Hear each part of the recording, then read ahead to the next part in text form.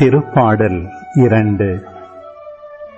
வேற்றினத்தார் சீறி எழுவதேன், மக்களினங்கள் வீணாக சூழ்ச்சி செய்வதேன்.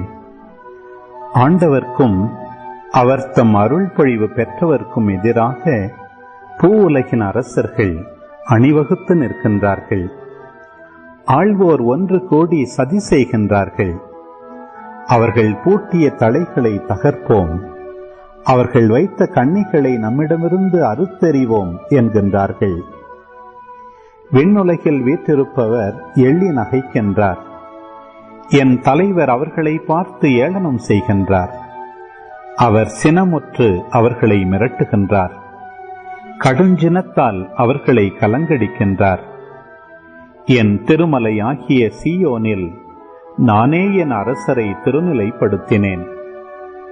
ஆண்டவர் ஆணையிட்டு உரைத்ததை நான் அறிவிக்கின்றேன். நீர் என் மைந்தர், என்று நான் உம்மை பெற்றெடுத்தேன். நீர் விரும்புவதை என்னிடம் கேளும், பிற நாடுகளை உமக்கு உரிமை சொத்தாக்குவேன்.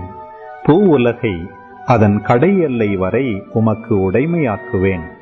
இருப்புக்கோலால் நீர் அவர்களை தாக்குவீர், குயவன் கலத்தை போல அவர்களை நொறுக்குவீர். ஆகவே மன்னர்களே, விவேகமாக நடந்து கொள்ளுங்கள். பூ உலகை ஆள்வோரே, எச்சரிக்கையாயிருங்கள். அச்சத்தோடு ஆண்டவரை வழிபடுங்கள். நடுநடுங்குங்கள், அவர் முன் அகமகிழுங்கள்.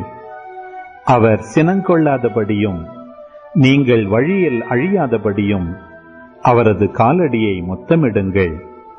இல்லையேல் அவரது சினம் விரைவில் பற்றி எரியும். அவரிடம் அடைக்கலம் புகுவோர் அனைவரும் பேறு பெற்றோர்.